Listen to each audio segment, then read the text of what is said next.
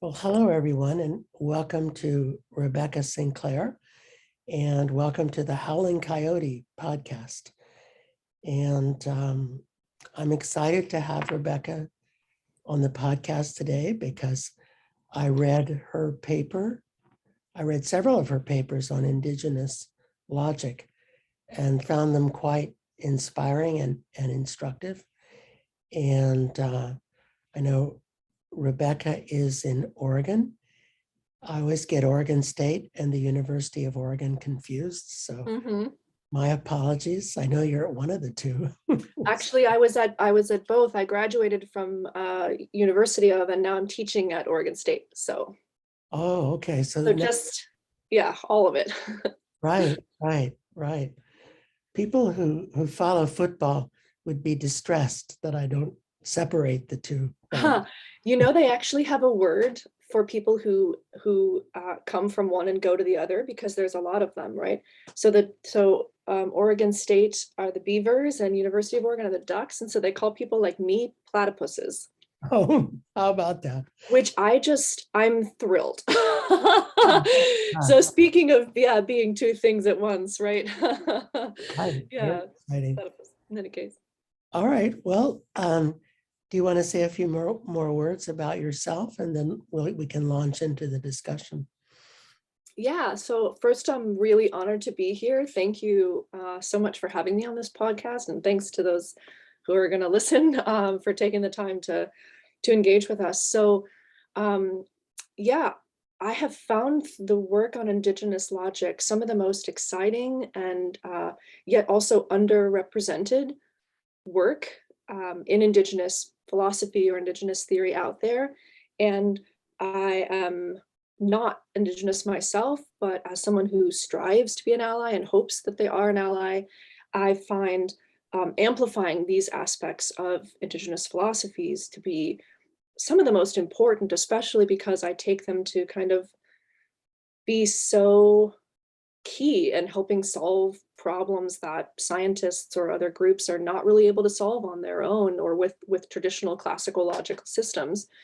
And I think it's really important to have Indigenous voices leading the way in some of those conversations. So I find the work really exciting. All I can really say is that I see myself as someone who's only amplifying the literature that's already out there, only amplifying the voices that are already present. And that's pretty much what I'm doing. I just shout it louder is sort of what I think of. But yeah, so I'm really happy to be here talking through some of the implications of Indigenous logics. And yeah, I just find it's really thrilling work, and I'm really happy to be talking about it and getting another chance to amplify it here. So thanks for having me. Yeah, thank you for coming.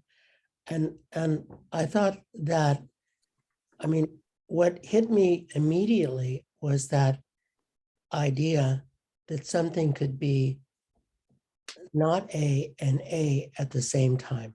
Mm-hmm. And I wondered if you could speak to that for a bit. Yeah. So in classical logic, assuming not everybody who's listening to this podcast has delved into the paper itself, or indeed is that familiar with classical logic necessarily, in Western classical logic, there are laws, the law of non-contradiction and the law of the excluded middle, which say something cannot be A or not A at the same time, and not A at the same time. And if you ever get to a place where that is the case, something happens called the principle of explosion, where they assume that if A and not A are both true, basically all sense is completely lost. You lose all ability to make meaning in the world. And this is a sort of top-down approach to logic. It's a position that starts with how we think something ought to work, and then looks at the world and refuses to sort of see places where contradictions might be happening, right? So it's to say A and not A at the same time do not make sense. Therefore, anytime that I see something that seems like it might be a contradiction, we have to fix it, or we have to make sense of it in this really kind of limited way. We have to make it A or not A. But what I find so interesting about the people who are doing Indigenous logic is that they sort of start from the other direction. They say, like, no, look at the world. we see contradictions in the world all the time. We see things that seem like they're two things at the same time. And therefore, doesn't it make more sense for us to create a logical system that accommodates the reality that we're seeing in the world? So they have a different way of approaching the importance of logic and the importance of logical claims. So then the possibility of being something, two things at once, or of being both A and not A at the same time, I take to be a really important feature for things like Indigenous ethics in a lot of places where people need to make claims about the benefits or harms that the simultaneous benefits and harms that are coming from a particular, settler colonial activity.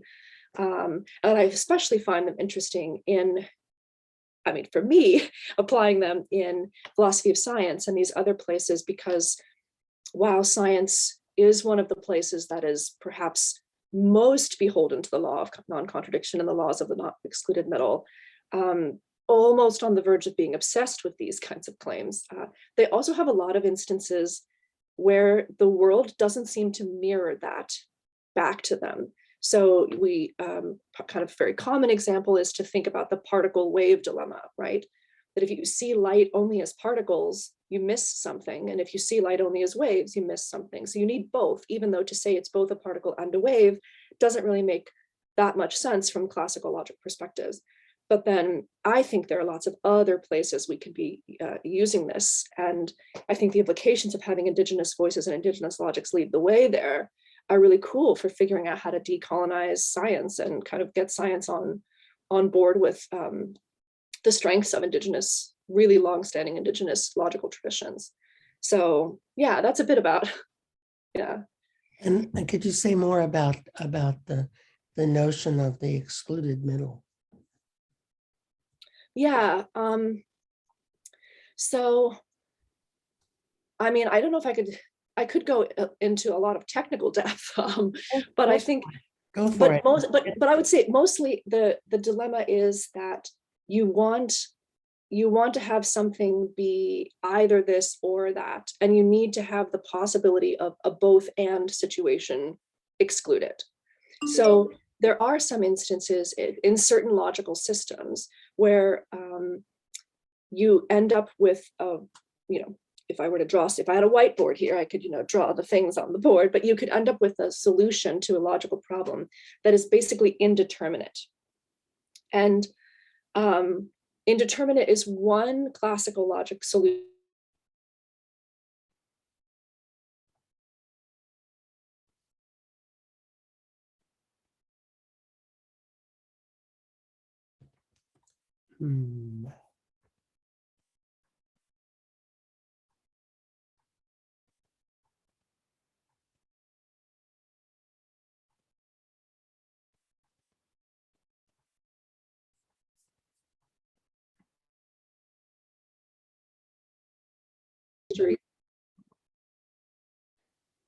That I read,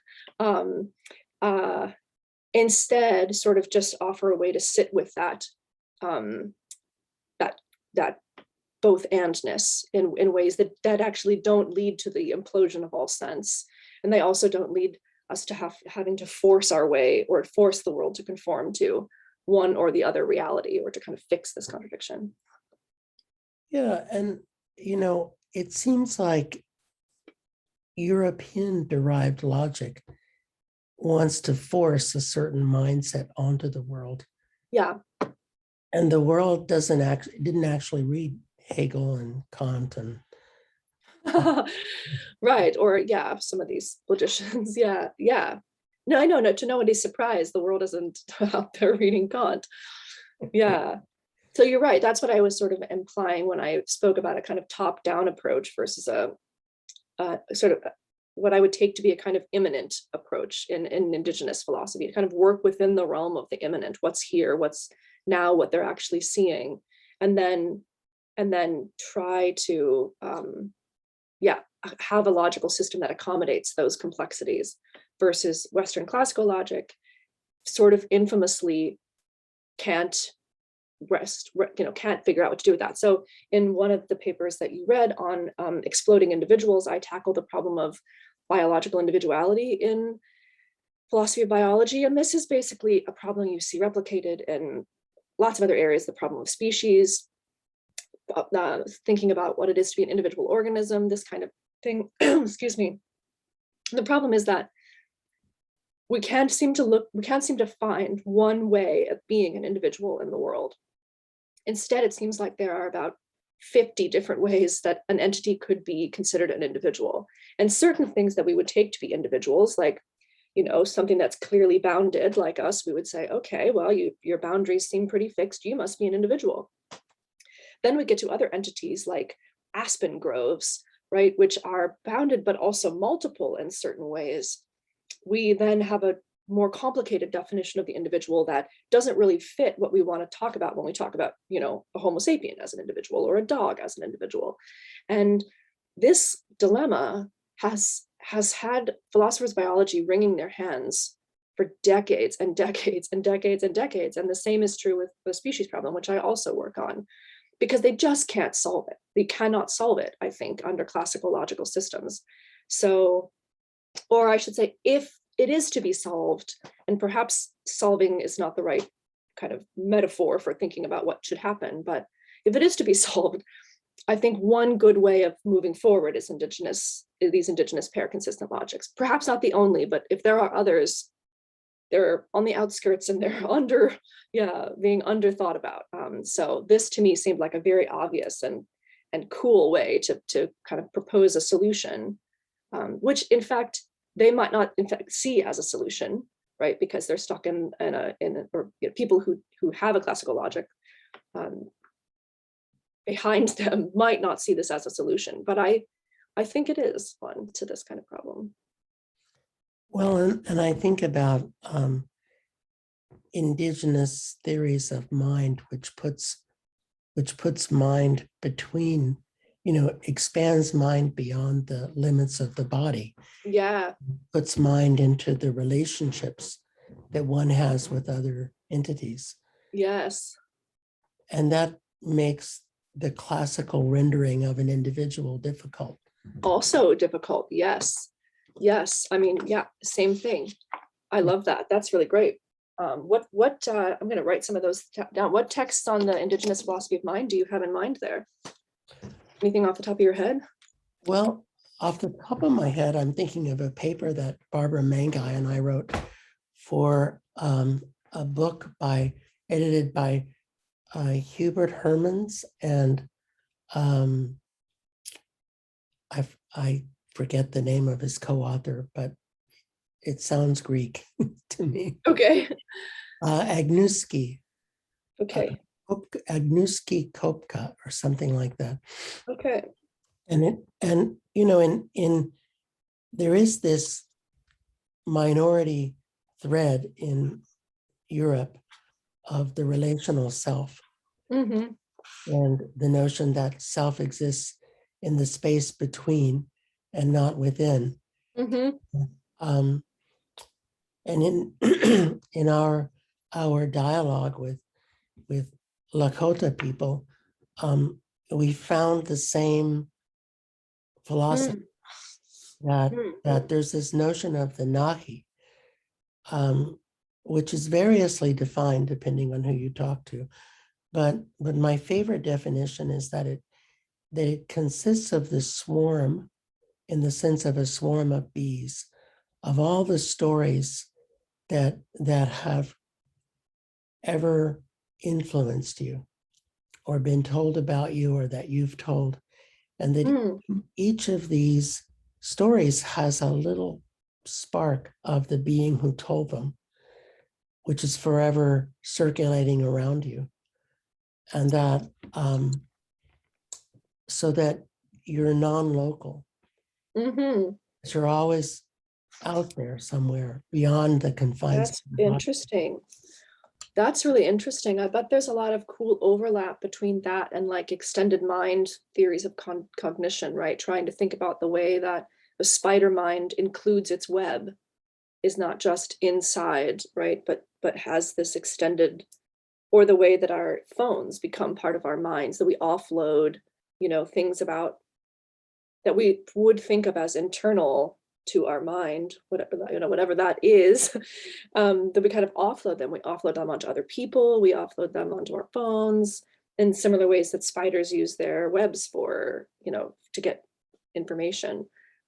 So that's really cool. I bet there's some cool, I will be exploring that. Thank you. Yeah. Yeah, there's a paper. I only know of one other paper that in the academic literature, and I'm trying to think of the author's name. But maybe I'll think of it, before we finish. But it's interesting to wonder what is mind. I mean, I think that's a hugely interesting question. That because in Indigenous thinking,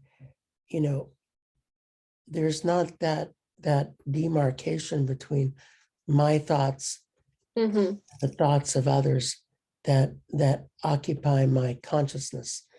So I might be walking through a forest and I might be experiencing the thoughts of trees, or I might be experiencing the thoughts of an ancestor, or I might be experiencing, the thoughts of the mushrooms that I'm trying not to step on, as well as whatever else is in my mind, which, that it's a fluidity of boundary. That I'm never quite sure where the boundaries are, that they're fluid, that I'm sort of always interconnected to everything around me. And I mean, in the conventional psychiatric paradigm, they would say that's psychotic. But plenty of healthy Indigenous people are walking around, having experience and are quite capable of going to the grocery store and taking care of themselves. Yeah. And avoiding, lockup. And I don't know, I wonder if you could speak more to those ideas. Wow. Well, some of them are pretty new to me. I mean, not the relationality as such, but the extending it to something like theories of mind, or that's brand new to me. I hadn't made those connections. Because though I do work in philosophy of biology, I don't quite work in philosophy of mind. But I find them really intriguing, and it strikes me that we are coming to even Western philosophy or Western philosophy of mind is coming to, I mean, I don't know that they would say what we are experiencing the thoughts of trees per se, but they might be wrong about that, or perhaps they're not, but other people are, right? But I think they are more and more. It's clear that traditional theories of mind are not quite sufficient for either explanatorily or predictively for to do good science and to do good counseling, right, or psychotherapy or whatever. And more, I have a friend, for example, who works in philosophy of mind, who looks at the way that couples function as a mind, and the way that they think each other's thoughts, and kind of just become and offload things to one another. I don't have to remember how to do this because you know how to do it. And right, they kind of just become a unit, not just in a romantic way, right, but in an actual, right, cognitive way. They're rewired based on their relationship. And it's fascinating. And of course that principle can be extended to non-human animals that we live with, or other entities that are in our lives, and probably with forests and with the more attentive, the wider your scope of relationality.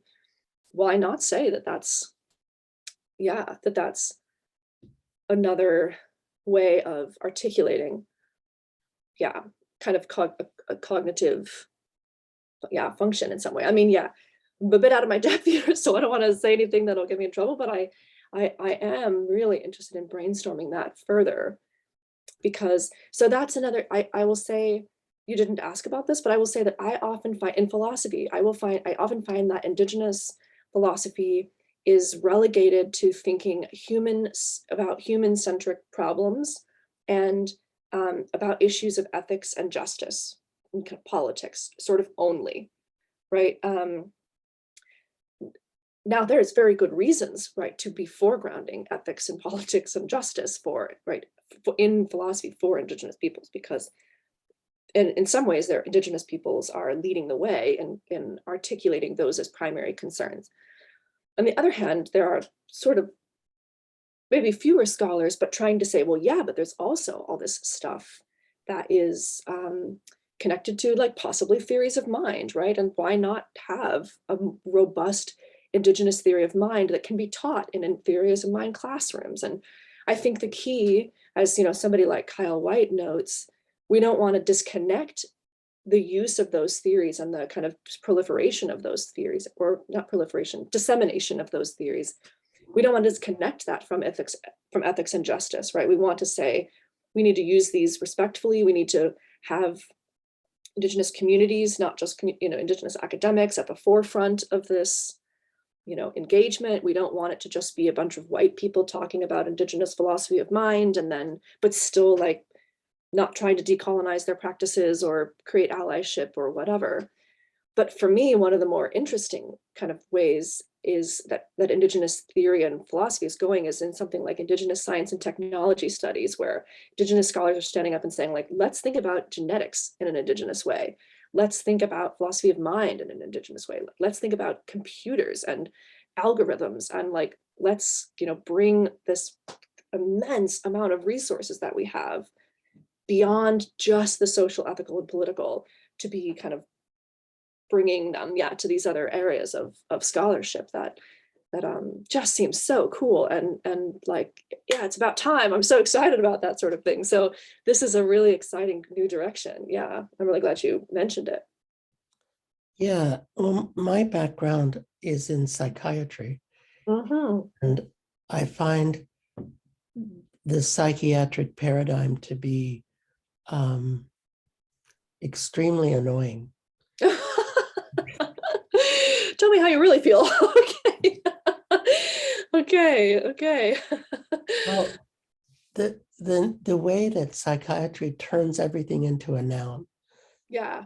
that there's no verbs, Mm-hmm. that you, and we train patients to think that way, so Mm-hmm. people walk in and they say, well, my bipolar is acting up. Mm-hmm. And that really doesn't tell me anything about what they're experiencing. Mm-hmm. But so we throw these labels at them, Wow. Yeah. and then invite them to live the labels out, instead of saying, well, you're engaged in a story about how to Mm-hmm. negotiate, you know, your position in the world, and it's causing you some difficulty. Mm-hmm. You're experiencing friction in your self-world interface, and looking at it as process instead of noun. Mm-hmm. But Yeah.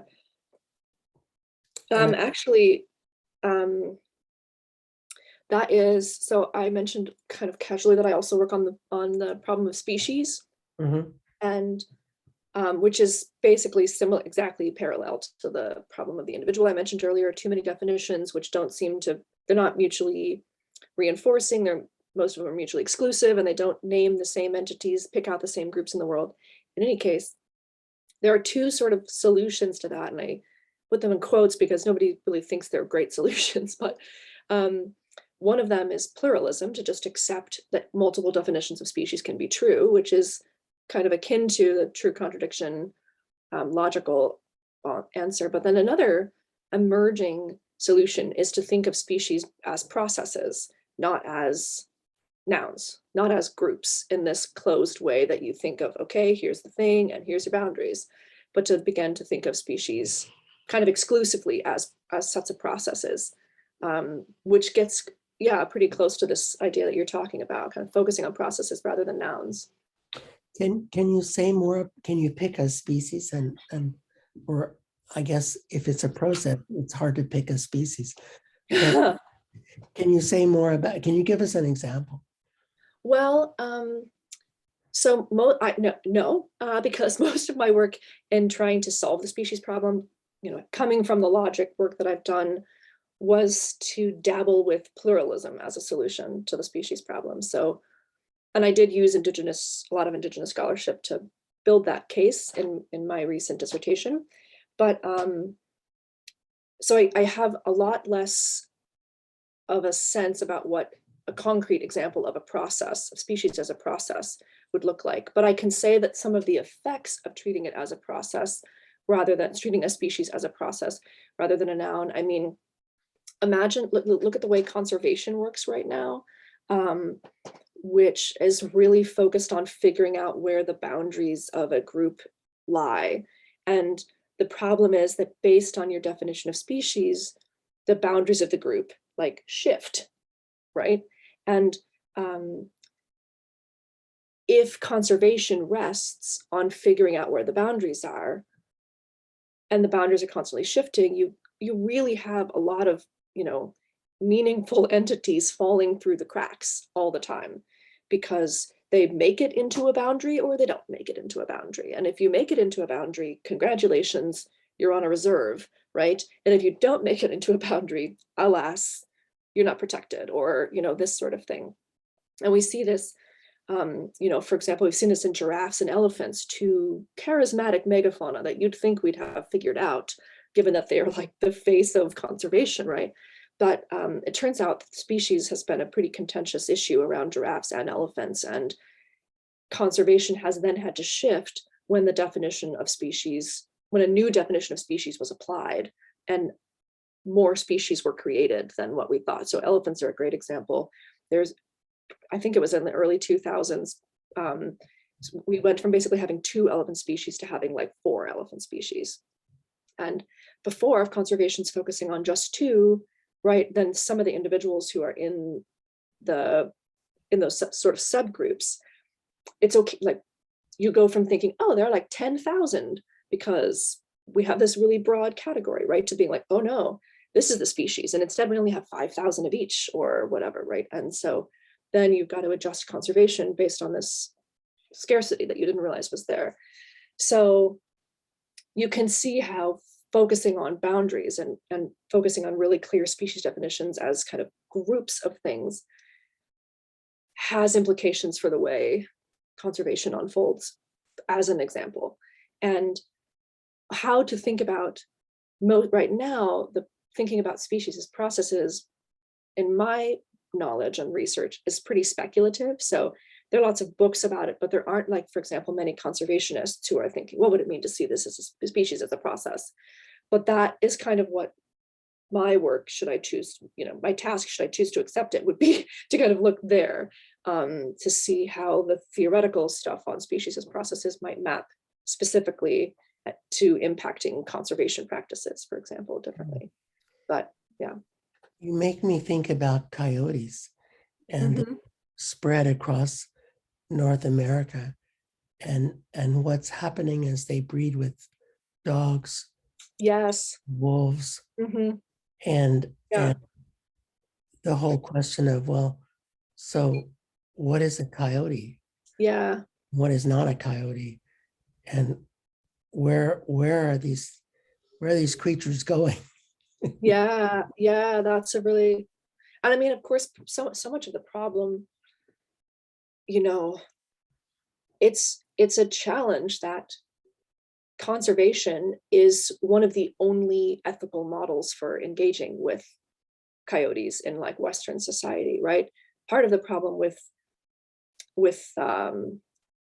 this species dilemma in conservation is just that the model that we have, that we can't as individuals be ethical with coyotes in our communities, but that we only think of them as an object to be preserved, right, for the sake of conservation, some idea that conservation.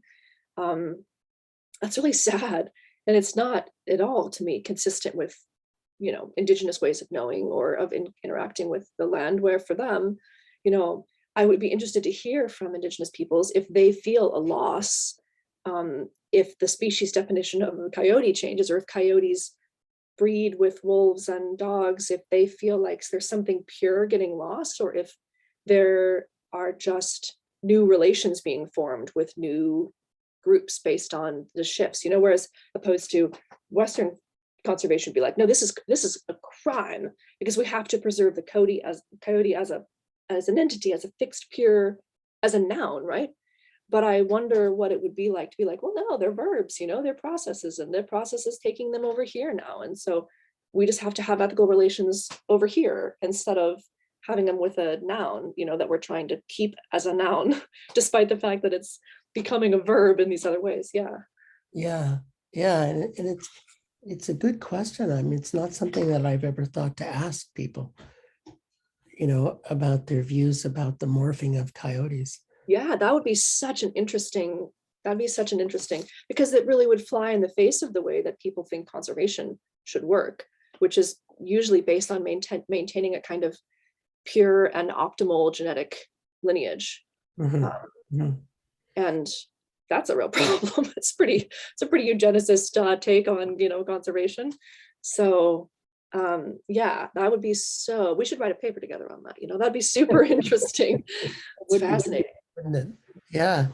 Well, and it's interesting because I think coyotes are the only species that are spreading and growing in North America. I'm reading an interesting book called The Mushroom at the End of the World. Oh, what a great book. Yeah. Yeah. And I thought, well, coyotes are sort of the mammal equivalent to matsutake mushrooms. They're figuring out how to survive in the ruins of Western civilization. Yeah. And they're quite clever at it. I mean, they're pulling it off. Yeah. Just like matsutake mushrooms. Oh, I love that. Yeah, I mean, the coyote at the end of the world, that's just waiting to be written. It is, isn't it? Yeah. And so maybe we could turn our attention to philosophy of science for a minute, because I know Sure. that's something that interests you. And I have an interest in that too, because I rail against the privileging of the randomized double-blind controlled trial as the only legitimate way to gain knowledge. And I can see that you have a reaction to that too. Yeah. We were just talking about that in my class this past week, actually. Well, but go ahead, tell me your thoughts. Yeah.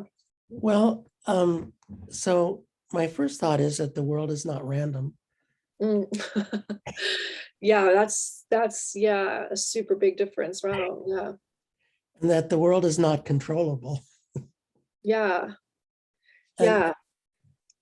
Go ahead. Sorry. Yeah, and that we let the extremes control the mean.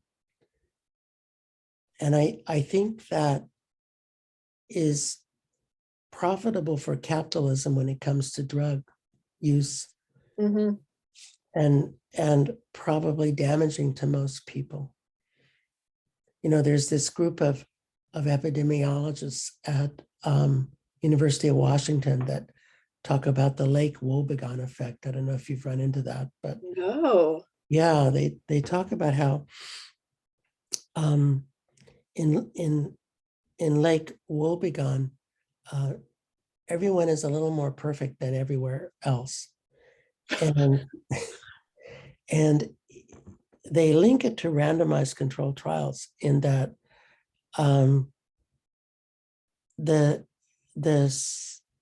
the outliers control the results. Yeah. That those who are furthest from the mean control the mean. And they have this notion of the 80-20 rule, which is that Yeah. 20% of the people in the trial control the results, and 80% probably got no benefit and won't get any benefit and probably get all the side effects. Yeah. So your turn. Let me hear what your thoughts are. Well, we were talking about this in the context of actually Robin Wall Kimmerer's book, Braiding Sweetgrass, Right. because such a great book, right? We read The Grammar of Animacy. So of course that is a chapter in the book, and that is reminiscent of the discussion about verbs versus nouns. And then also, of course, she talks about the language of plants frequently, which also is reminiscent of our kind of idea that when we're walking through the forest, we might be thinking other thoughts or hearing other languages that are more than just kind of our own. But specifically, we were looking at a chapter in which a student of hers she's trying to understand how to harvest sweetgrass, and why it seems to be the case that different harvest methods improve sweetgrass productivity, like the sweetgrass prefer it, in other words, when they're harvested and harvested in different ways, sweetgrasses, I should say. And she cannot seem to get this idea across to the faculty, to the Western faculty who are at her university. And she sets out this control group, and it ends these two control fields of sweetgrass. And it turns out that they're the ones who end up just being devastated, while the groups that she attends to are, they thrive. And she harvests differently in different groups. But they are the ones that really thrive. And so we were sort of talking about, the expectations of her faculty, who basically laughed at her project and who were like, well, this is not going to be a controlled, experiment. It's not going to work out. Also, you're using this language of like respect, and like the plants will run away if you don't respect them. And like, that doesn't make any sense to us. And so we were talking about how for Kimmerer, and the Anishinaabe or Potawatomi perspective, the world isn't random, and these, the control doesn't function like control functions in Western scientific experiments. And we were also talking about the grief that was expressed by the woman, Kimmerer's student, over the loss of the sweetgrass in the two fields, right? That they were not excluded from the study because they didn't do well, right? Or they weren't like taken less seriously, or there was no less concern showed for them because they turned out not to be, they died or they didn't do very well. They were actually this really meaningful part that she mourned, that their loss as a result of this.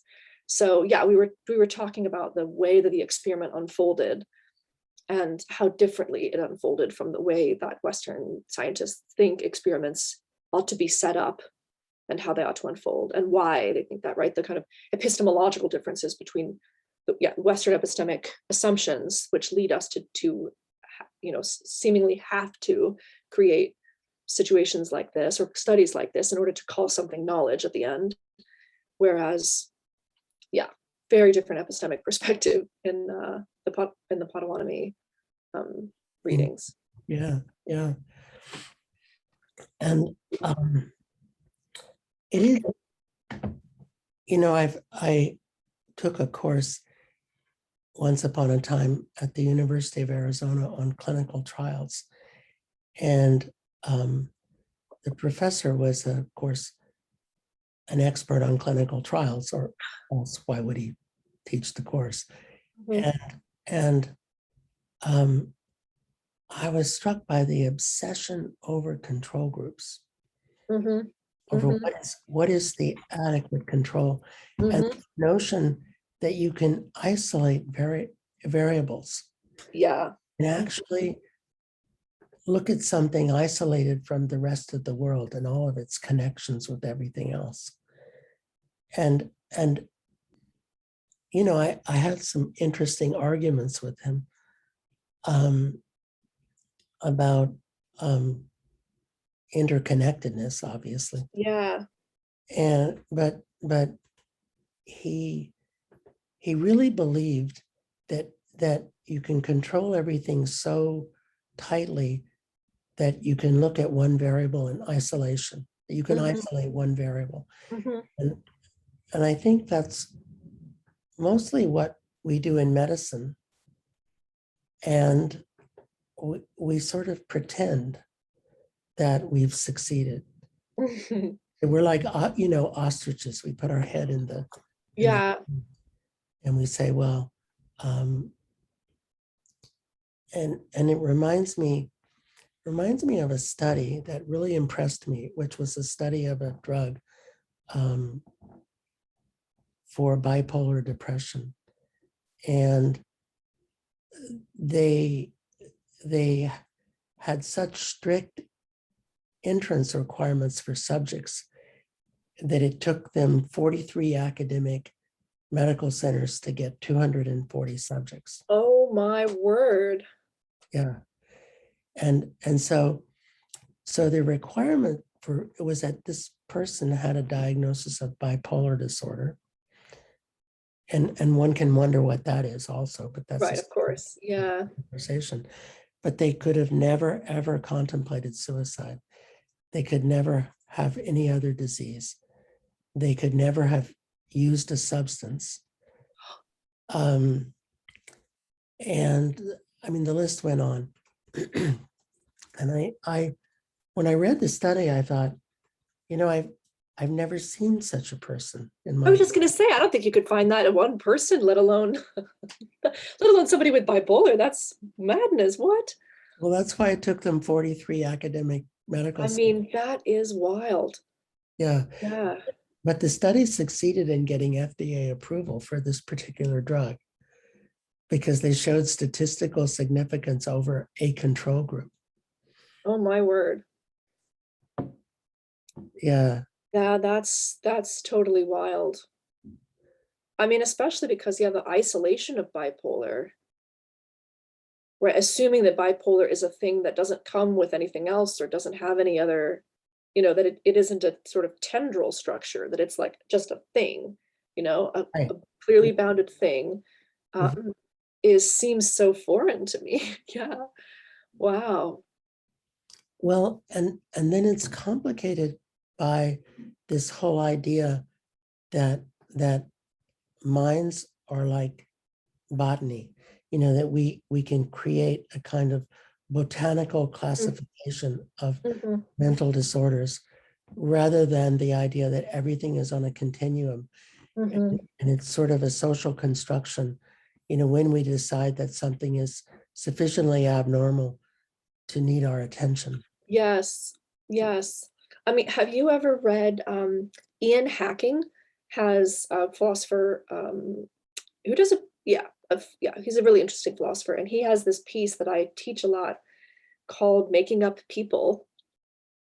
Wow. And you might find it, I suspect you'll find it really in line with what you're saying. And he sort of takes a Foucauldian history of science constructionist approach, in that he he doesn't go quite as far as to say that that diagnoses are totally out of nowhere, but he's really clear that there's a feedback loop, right? That you identify something and then people begin to identify, like bipolar or obesity or whatever, and then people begin to identify as that or identify with that, and suddenly you have a whole new way of being a subject or of being a person that was really just created by this label, right? That could have been that label could have unfolded any other way, so many other ways. It's so much of the history of medicine is like happenstance, right? Or so I think you would find it a really interesting piece to support what you're saying. And yeah, as I said, it's really teachable. Students really like it, so it's another reason because it gets at this point in a really clear, and I mean, Making Up People, right? What a great title. We're all Yeah, about titles in academia, so it really gets to the heart of it. I'll have to look for that. I haven't heard of him. Yeah. Yeah. Well, and it gets to the point of what do we do when people are distressed? And if we think it's a thing, then we think we can just throw drugs at them and make them Mhm. fine. Mhm. And rarely does that work. Mhm. It's, I mean, at least in my experience, it's more the exception than the rule. Mhm. Mostly people suffer despite what drugs we throw at them. Yeah, I mean, especially if, I mean, I have been on medications before that I found were really helpful as part of a holistic approach to a problem.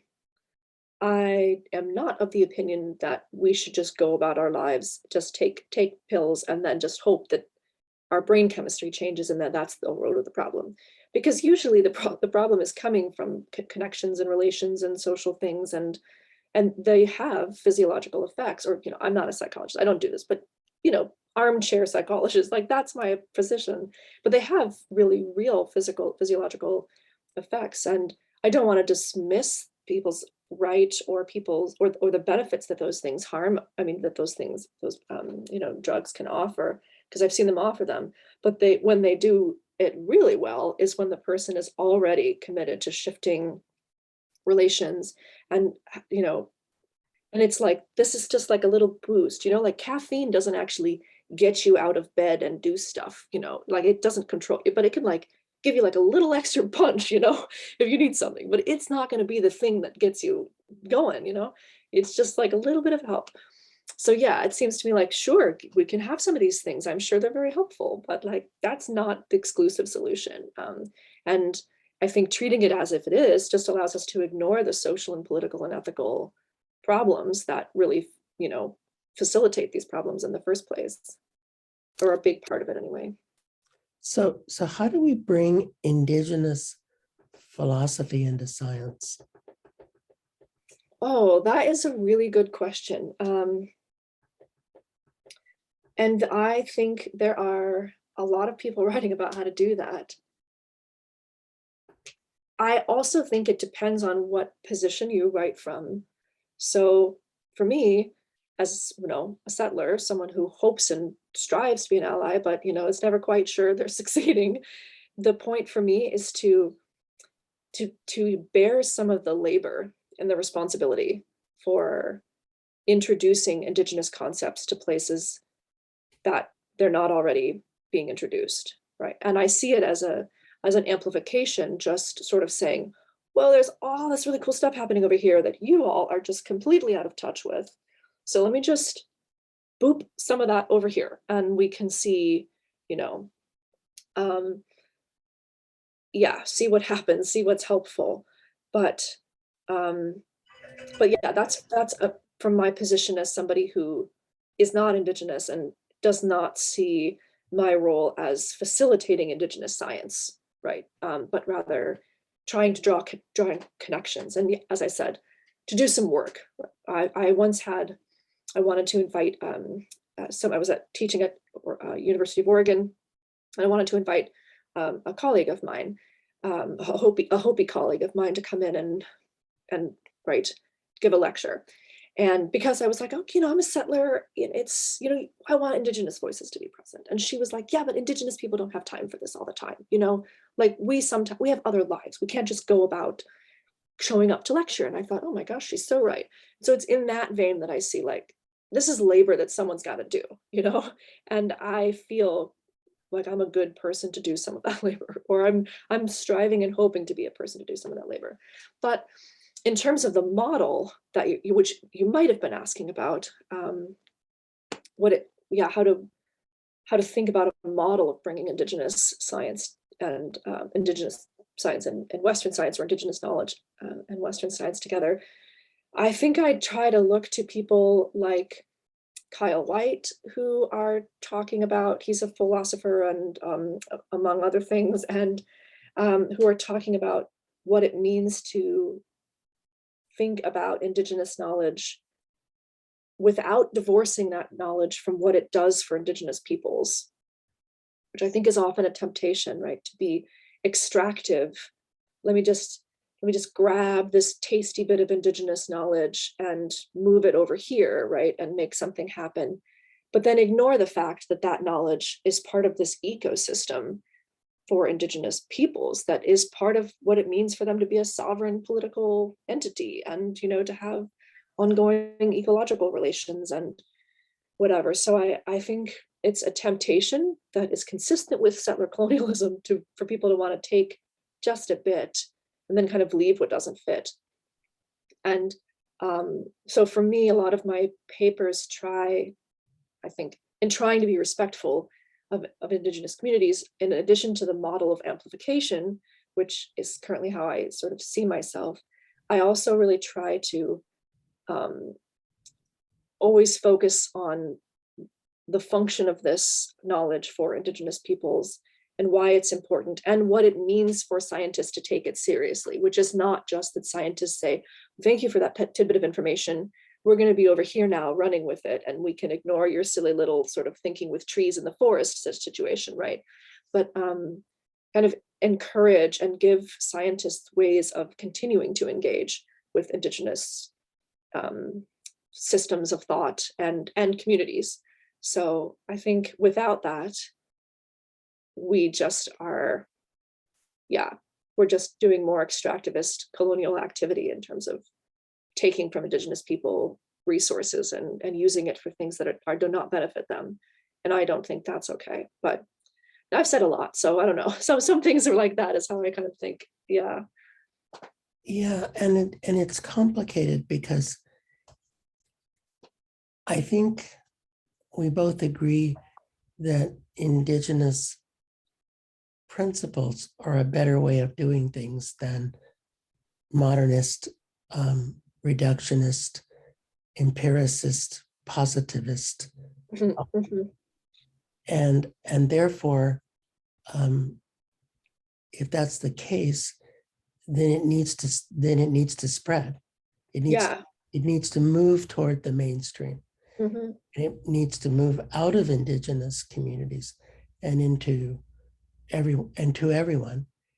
And so it gets complicated because there's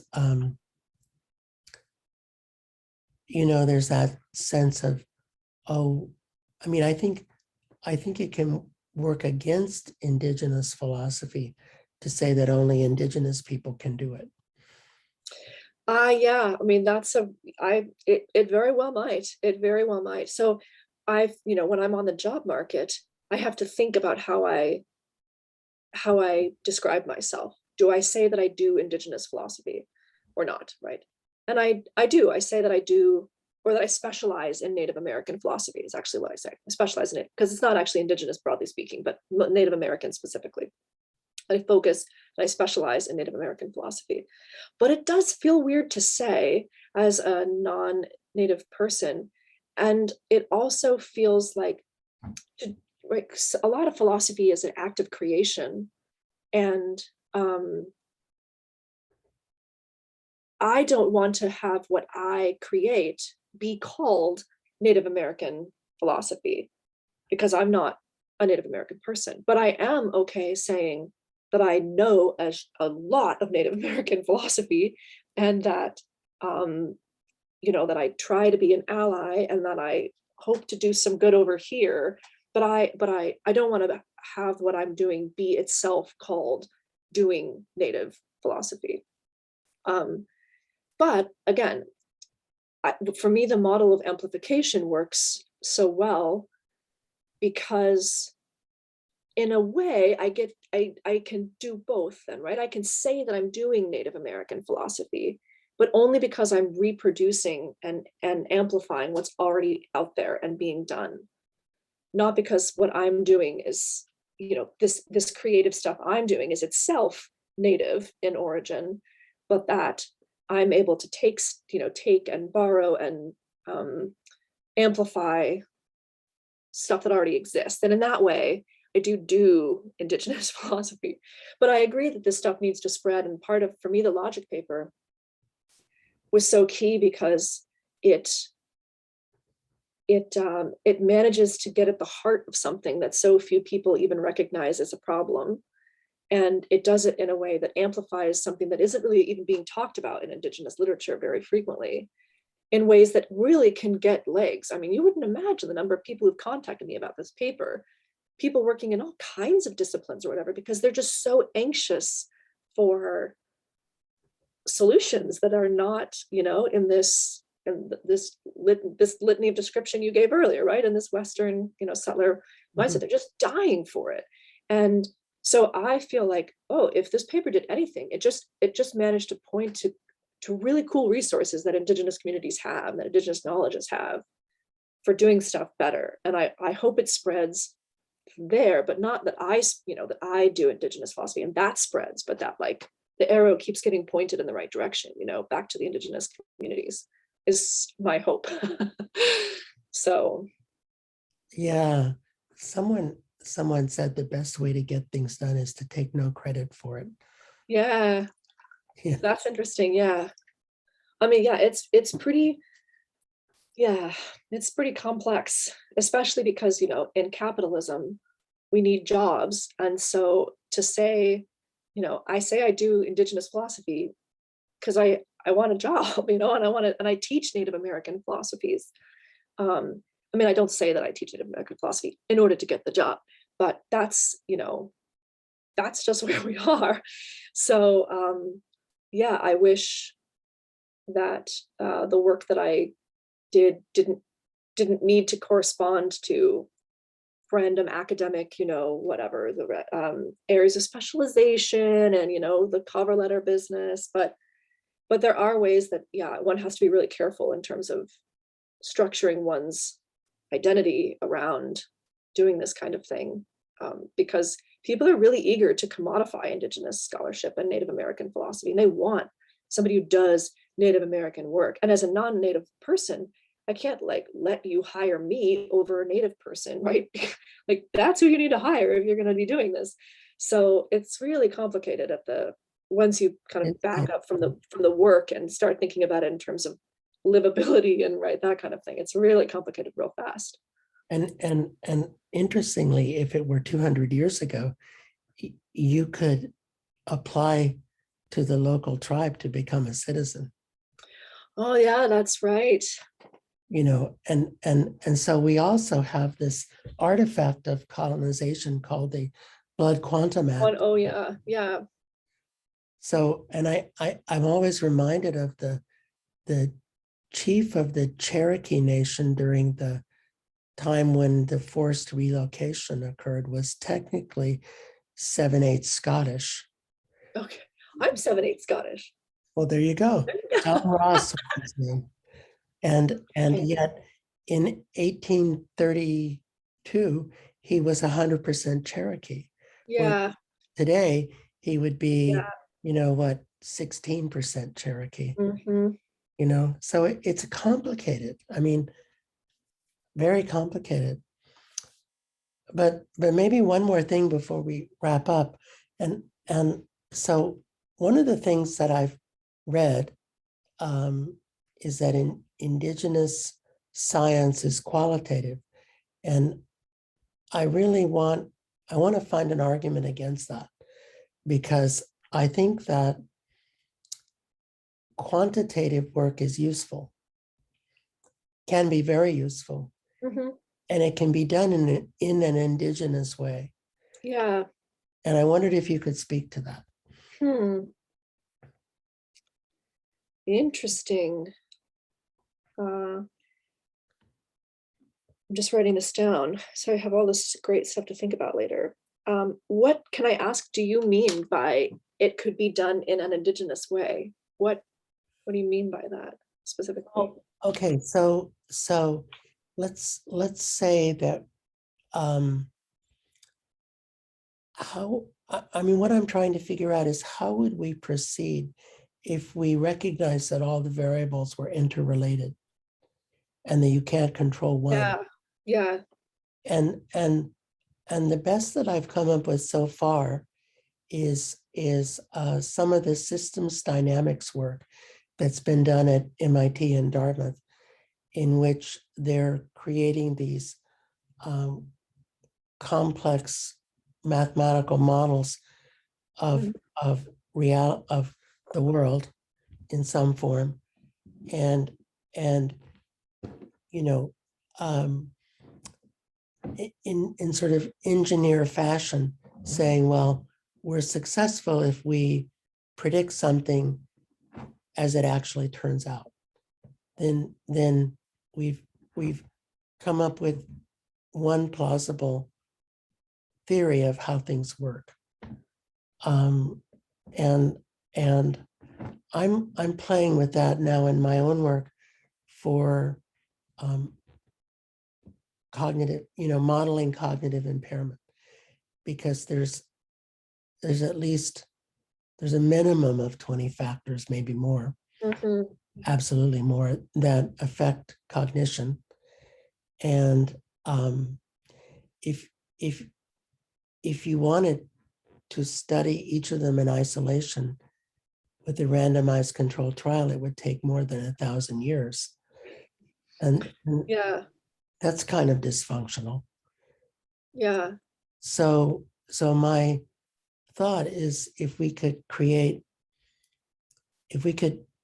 think mathematically about interrelations and interdependencies, and we could have some predictive validity, then we could play with how changing something would affect the outcome. And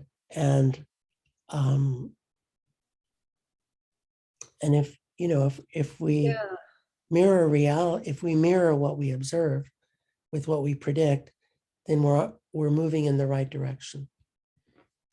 But that's what I've come up with. That's really interesting.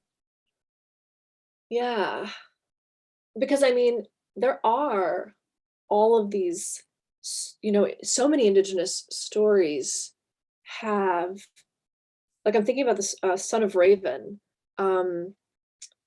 who keeps trying to succeed, right? In the creation story, keeps trying to succeed, and he keeps failing for various reasons, and he keeps changing one little thing about what he's doing. But I would be interesting to read that from this perspective of whether or not he's isolating variables, for example. Mhm. I imagine there are, because he ends up succeeding. He tries and he tries and he tries, and he fails and he fails and he fails, and then he finds a way that works. And it would be interesting to go through stories like that, or accounts like that, to figure out, it's a kind of experiment, right? Right. What are the epistemic principles that are guiding, that do we get from that story in terms of isolating or not isolating? And as of course, as so many, as stories like this are, it's pretty, morally complex, and it has a lot going on. So it would also be interesting to see what kinds of lessons the story is telling. A lot, probably contradictory, lessons at some points, but yeah, I think that would be a really cool, it seems like really important and interesting work but the only way I know how to get at those things is, in addition to talking to Indigenous Native American persons, is to look at the stories and the accounts of that they retell, and how those might offer insights into what it might look like to run an experiment, right? Or like to try to have a predictive capacity without an isolationist perspective. Yeah. I'll have to look at that story again. I know the story, but I hadn't thought of it in this regard, and I'll have to re-examine it. Yeah, I think that's the question. Go ahead. Well, how does one do non-isolationist research? Yeah, yeah, that is such an interesting, really, really interesting question. How to do non-isolationist research. I wonder if also, because my primary area is sort of like environmental scholarship. I think that there are probably lots of ways that this is happening in the ways that Indigenous people give accounts of loss of species, for example, or problems in their environments. Yeah, I would suspect that there is stuff in those stories and in those accounts um, of Indigenous knowledge about problems that also gets at some of this, less experiment focused, but um, yeah, it is a kind of multifaceted explanation, and they are isolating some things in order to articulate what it is that's going wrong, and or why it's going wrong. But I bet that there's a lot there because Native Americans are constantly telling us what's going wrong in the environment, what is being lost, who is being lost, why they're being lost. They're counting, they're telling us who, why there are reductions in population. Well, it's everywhere. We're not very good at listening to that stuff, but it's all over the place. So there must be resources there as well for figuring out, yeah, how people are able to make claims and isolate factors in a non-isolationist way, or that kind of thing. So, ooh, that's another really interesting idea. Yeah, it's sort of in the ilk of figuring out how things work. Yeah, yeah. Um, I'm writing that down too. Yeah. And there's also, I've been thinking this whole time about, because so much of what we're saying, it's about Indigenous epistemologies or the principles that really govern what it means to know something and how you know it. And Brian Burkhart has this really great line. If I don't think I'm going to remember it exactly, but it's something like that: knowing is the respectful success of achieving a goal. And obviously, that is really antithetical to what knowledge is in this sort of justified true belief structure, in Western philosophy, that you would have the word respect in a definition of what it is to know something, is strange, but that definition of knowledge also has within it a kind of predictive element, right? Like it means to know something is to respectfully achieve a goal. Now I might be messing that up in some way, but I think that's the general gist. And that obviously entails guessing. It entails some figuring out what is, not isolating, but maybe identifying, right, specific things without detaching them from other things. And to do it respectfully. So I don't know. I don't really have any coherent thoughts about that, I suppose, but it is an interesting definition of knowledge, or a way of thinking about what it means to know something that seems like it would be supportive of the kind of research and research project that you're talking about. I'll see if I can find that for you and like email it or something. And Yeah, that would be great. And I want to look at it was Ian Hawking. I'll send you that too. Making up people, Great. hacking. And also Yeah. Kyle White. I don't know Kyle White. Yes. Okay. Yeah. So That would be hacking helpful. and White, and yes, and then this one by Burkhart. Really helpful. Yeah, that's great. And I'll send you a copy of our paper on the relational self. Yeah, please do. Concepts of the relational self. Yeah. All right. Well, I want to thank you for being on the podcast. This was wonderful.